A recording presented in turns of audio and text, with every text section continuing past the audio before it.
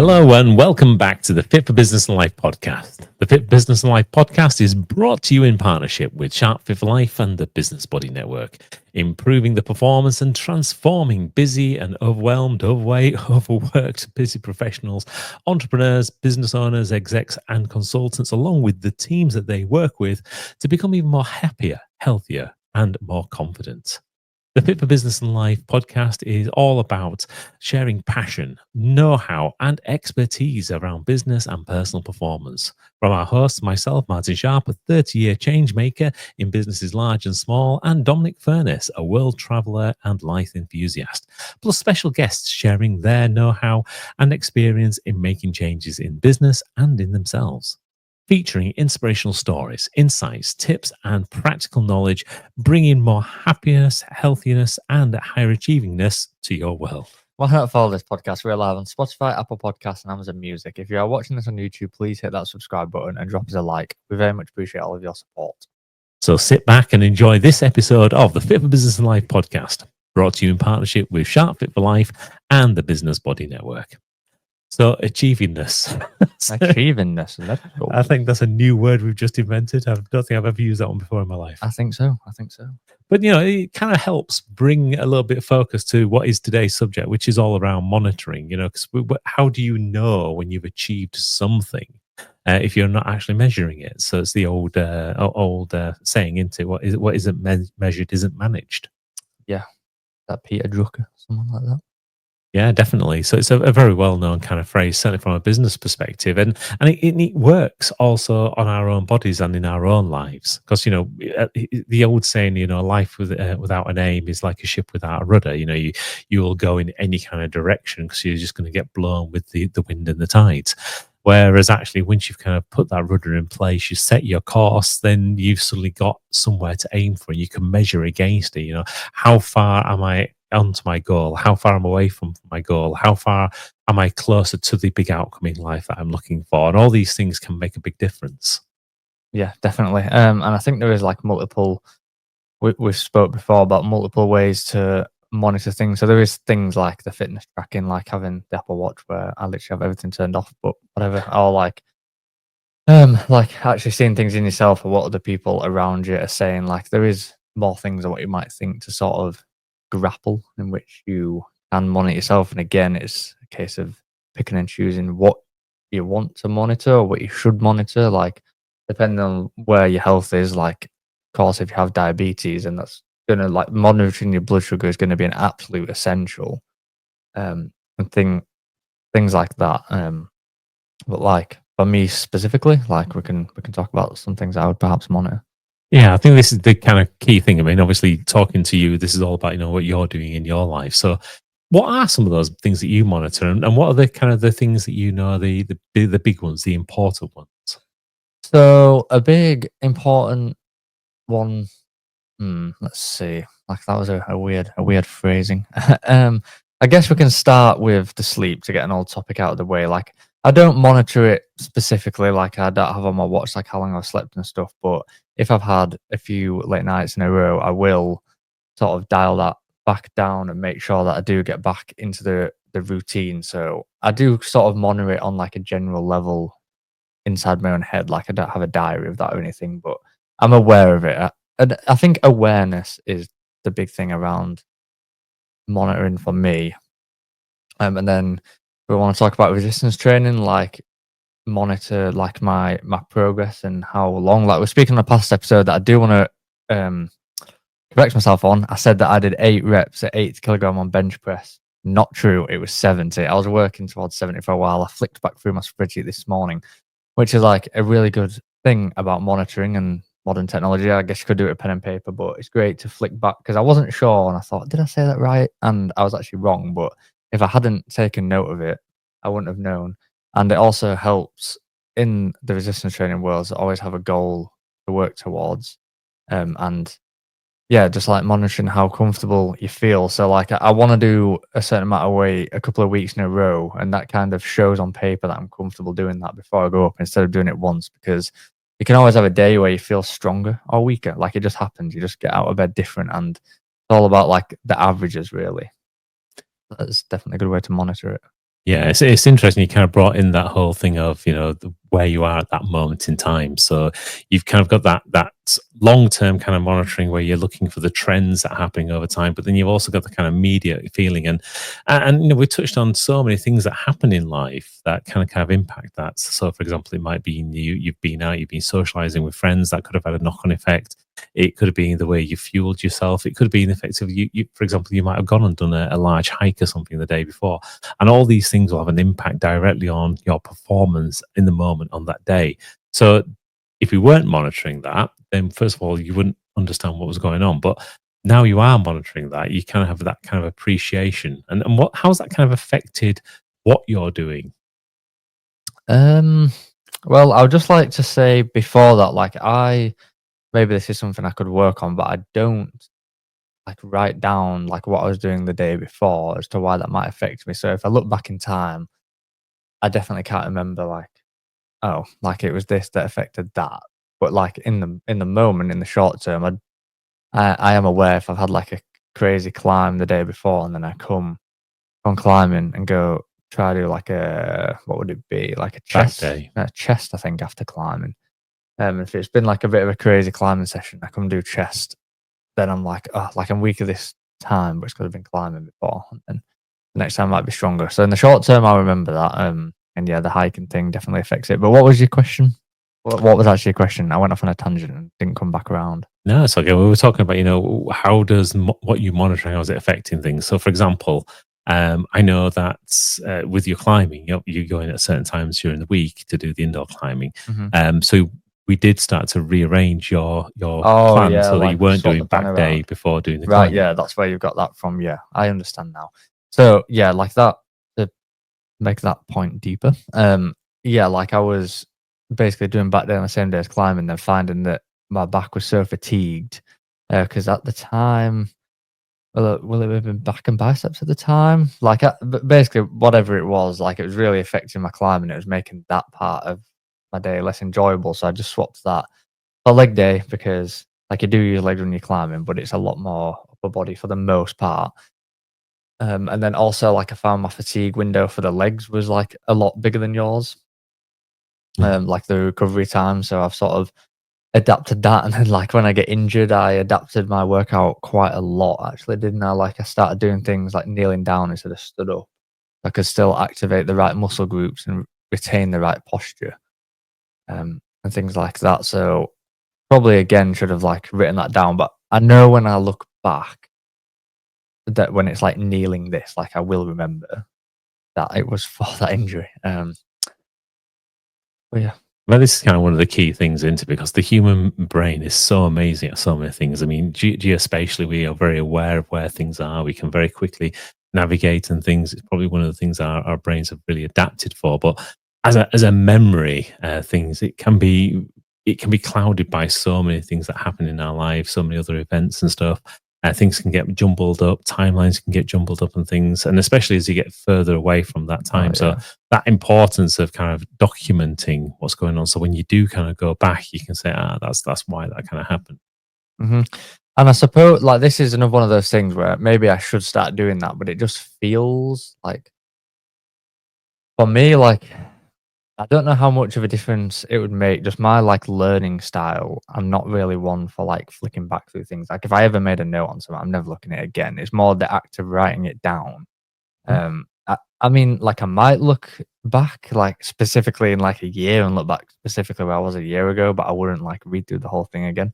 But again, everybody's different. Like people like you, like probably rely on that knowledge quite heavily and really like to get a bit nerdy with it, I suppose. But yeah, just the act of like writing it down is good. And if I didn't have it, because I went through a phase of not wanting to be on screens so much, it's crazy since I work on a laptop. But and I wrote everything down on post-it notes that got very like higgledy piggledy and lost and not the best method. We'll say that.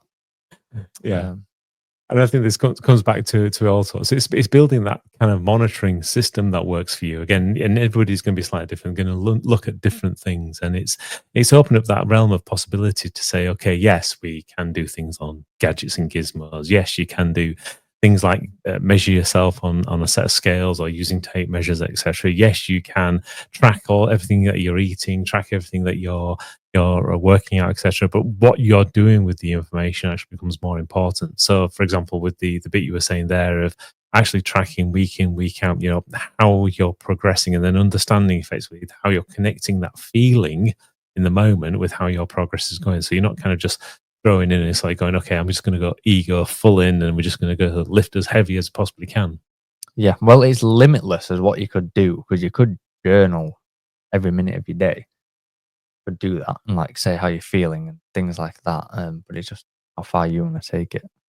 Yeah, and for different people, you get different amounts of value from that. And again, it's good to hear that you found the bits that work for you. And I know, for example, working with some clients, they do get more benefit, for example, of journaling out what they've been eating on a day to day basis, just simply because it's so easy to forget. If you ask somebody, what did you have for breakfast on Monday, and it's now Wednesday, it's really hard for people to remember what that was, because it's like you said, it's like a dialed in thing. And in fact, it's when we were talking on the episode the other day about moderation, we're saying about some of the changes you'd made. You'd kind of made them; it became unconscious. Yeah, definitely unconscious. But and like the position that I'm in is like when like you're saying about the breakfast thing, like that doesn't feel right now to me to be too important, because I know roughly what I'm having every breakfast, and I know roughly what I'm having every lunch, and I know roughly what I'm having every tea, in terms of like the amount of carbs and the carb source and like the meat, like the protein source. Like I know that it's gonna roughly like level out throughout the week, and I choose personally not to worry about that. But so that's because my goals are not aligned to need that knowledge, basically. Like where I am and what I'm doing, I can definitely work on a rough estimate. And if I feel hungrier one day, I'll just fuel more. If I'm doing more, I'll just fuel more. Um, but I understand that other people's like disposition to that is different, and thereby like it might be useful to have a journal. But if you're just asking like what I do, I just have that like rough knowledge in my head and just kind of monitor it based on how I actually feel and just change it in the moment, to be honest. I know that I did do quite a crazy thing and cut my carbs per meal in half at one point, and that took some getting used to. Like now, I'm definitely used to it and I can function off it, and I don't feel low on energy or anything. But yeah, when I initially did like straight in half, I think that was like a bit of a bad decision. I should have probably like chunked it down a bit. But I think I talked about this in like episode 1 of this like season, that I started doing all that primarily on like a budget, and that was definitely yeah, just like basically splitting a bag of rice in half when I used to eat the whole thing. And the same with the pasta. Like I used to have like loads of pasta and I like halved it. And yeah, like that was quite a crazy one. And again, like I never wrote it down. I don't know what date I did that. I didn't write down like why I decided to do that. Like there's a lot of like whys and ifs and whens. And I know roughly, but not exactly. But for some people, it would be important. Then you can like track back and be like, oh yeah, change that. That was too much. I've had to like add more. But again, it depends like what your goals are and what you're trying to do. Yeah, and we also know, for example, the body kind of changes every 12 weeks it takes that amount of time for it to readapt to a new set of tasks, a new set of fueling strategies, etc., new sets of rest. So effectively after about 3 months, and it's different for people, obviously. So it's kind of only a rough rule of thumb. You can dial in a new habit, and that's effectively what you've kind of done. You've kind of gone through that process of saying, okay, I'm going to do this, see how it feels. You've made those kind of adaptations within that 3 month period. You now create that new habit. You don't have to think about it anymore. It's very similar to for example, people when they're taking financial advice from financial advisors, what they might be told is, you need to start saving somewhere. So to create the habit of saving into an ISA of some kind, or whatever uh, beneficial like vehicle you're going to use. And then once you kind of got the habit in place, then you can adjust that habit and kind of change it. And I think that again, that's kind of where you've kind of taken yourself. Yeah, definitely. And it's interesting that you've given that 12-week thing, because I wasn't aware of that, but it does definitely make sense. It's sort of like, again, I don't have the exact timeline, but I do remember the feeling of like, man, like this is like pretty tough. I'm very tempted to like just eat more, basically. But I like kind of felt like deep down it was the right thing to do, because I did always feel like quite stodgy and full, which I didn't want that feeling anymore. I wanted to feel like lean and fast and sharp. Um, and I felt like I took an educated guess that that was the route to go down, and Yeah, probably like I would say like after a few weeks, but time goes so fast. It would not surprise me if it was like after that 3 month period that it was like, okay, like my body can now function on this because your body will always adapt. It's just whether it's like the healthiest, best decision. I do think that one specifically was a good decision for me. Yeah, and again, that kind of reflects in the changes that your body's gone through. So, for example, you are leaner, you are more muscular, you can actually move more weight from resistance point. You've improved, it's like month on month with regards to your climbings, and again, you're looking at those kind of graded routes that you're Mhm. doing to be able to measure yourself against those. So, there's all sorts of Yeah, I other didn't even things. think of that. Yeah, like if I look back, like when I first went, I was struggling to do. I mean, I don't know how many people climb, but like the grades go from 0 to 9 basically. And like when I first started, like I'm coming in from a good place of like I've done a lot of parkour and skating and stuff like that. So I have a general fitness level for that sort of thing. But coming in at like a grade V3 and now I'm like up to doing V6. I think I have done a V7 before. I can't call myself a V7 climber. But yeah, like I guess that is sort of thanks to all this like because it's not like you got to be careful not to isolate everything just to the resistance training. Like I have changed a lot of things, and there's too much that I have changed. And again, this is where monitoring probably would have been good if I wrote down like everything that I've changed. But again, I have a rough idea of all the changes I've made, which there's too many to like talk about on this podcast. But yeah, the overarching effect is, as you've said, I have seen the improvements of these other areas of my life as a result of each other. And then probably the better I get at climbing, I also get a bit stronger, and then I'm like a bit better at the gym, and then my grip strength improves and I'm a bit better at dead hanging, stuff like that. So it all kind of like comes full circle. Yeah, and I think this is where, again, when you start working with other people on things, that's where it becomes even more important because you're kind of living your life every single day. So you've got that kind of feeling, you know what's happening inside your body, you know what you've got planned, you've got sort of looking at your calendar for the year ahead, you know which trips you're going to be doing, you know, for example, when you're going to be doing the big hikes, you know when you're going to be doing the climbs, etc. Whereas actually, for example, if you were going for some help and assistance, like when we've done things together in the past, um, for me to know what you're doing, I have to kind of see what's happening because I can't live your life. Hmm. So that's where, for example, it can become really beneficial. So if you're looking to kind of make that kind of step change and you're looking for that kind of assistance, and we talked about this in the last episode again around how you can outsource. We talked about it specifically from a stress level and that's actually outsourcing to help alleviate stress. Actually, you can outsource at any point in time to be able to get that assistance and almost like take that leap, that step change from where you are to where you want to be. And I've done that on so many occasions. So, for example, from the marathon challenge, reaching out to Claire and having those conversations around changing the nutritional balance I had between doing the strength and conditioning versus actually going into pure endurance, and that was a kind of a step change for me. Yeah, and the monitoring was a big part of that step change, like Mm. seeing what happened, so you can learn from it. And then there's also that just to kind of pull the conversation forward a bit, like like seeing the change in my physical appearance is definitely a big one. Like that's on here because like I always choose to. Well, this is actually a work shirt, but like the clothing I wear tends to be quite like baggy, so I don't really look at any different to what I did before. But I am definitely feeling a lot more toned and lean, and it's quite easy to just kind of be like, "Am I imagining this sort of thing?" But now I'll say, I don't think I spoke to you about this yet, to be honest. But like in recent times, like it's summer, it gets too hot, and I have to take my shirt off. And when I'm at like the skate park, or something like people are always there, like doing stuff or like, well, basically commenting on my body and stuff. And like I really, it's like a love hate relationship with that. Like it feels like a lot of pressure. Like why is this all directed at me? But like obviously I've seen the change so slowly, but clearly it's got to summertime and I made a change, and then and now I'm more muscle than I thought, and like I'm saying this without trying to sound big-headed. Basically, I don't want to do that. That's not the point I'm trying to make. But yeah, Mm. the point I am trying to make is like other people noticing it and commenting on it is sort of a monitoring stage in itself. Like when other people start to notice, that is quite crazy. And again, I'm talking about this like resistance training specifically, basically.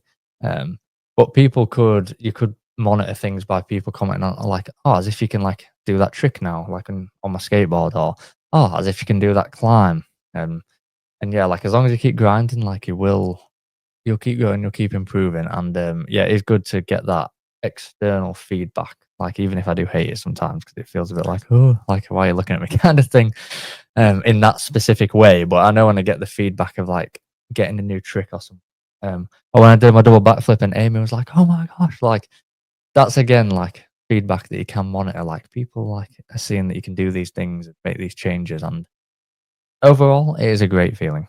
Yeah, and it's really interesting. And again, there's going back to things we've talked about. There's a level of pride you can take in the kind of changes you've made, whether you are over happy with how people have commented on them or not. And I think there's part of that has to be internal. Well, Say, okay, this I'm is the happy with that. almost the problem. I'm doing it all for me and my longevity. Not I don't Mm. like okay, like yeah, it's nice to look lean, but it's not for me. That's just not really my goal. Like it's a lovely byproduct, but Mm. I just doing it for me. So like to have people comment on it is kind of like oh, like I didn't really think that might happen because it's all just I'm a very intrinsically motivated person, especially like with all this. I'm just doing it because I want to live longer and I want to live healthier and I want to live happier. Like it's very selfish for sure. But yeah, then I'm just saying that you can monitor via external comment. But again, you need to start off being selfish so you can become selfless. So it's not like you're a selfish person. You do so many other things for other people as well. So it's not like you're just looking to have longevity just to have longevity. You do bring so much health into the world as well. And I Yeah. think this is where it's actually quite a healthy way of doing it. And there is a lot of debate in the fitness world, effectively around mental health and how certainly things like social media and the demands that are kind of being put on people to look a certain way, to act a certain way, to be a certain way. So it's really nice to hear that actually you've got a really healthy relationship with who you are, your what you're looking to do, and actually you've taken it away from being that very visual piece. Because for some people, it is just about I want to have a beach body, I want to have a giant size ass, I want to have Yeah, abs well, or something. the unfortunate thing with that is like everybody's body mechanics are different, and like everybody's gene pool is a bit different, and some things are purely structural. Like I'm never getting rid of this Neanderthal brow. I can't even work on that in the gym. Like some things are there to stay, and again, Amy, like my girlfriend was telling me that like for women who want like what's it called, like hourglass hips, Inch waist, yeah. inch waist, like people's rib cage are just developed in a way, and you have that rib cage, and there's not really anything you can do to change that. Like it's literally on like a skeletal scale, if you like. So yeah, like if you're like I don't know, again, you just got to balance like what your motivation actually is. Like yeah, like I'm sure, like if I am pretty confident that like the looks and the growing muscle and looking more toned is definitely still a bit of motivation for me, definitely. But overall, it's just all internal. Like it's just what I want to do. Like it's my body. I've only got one of them. Like you got to.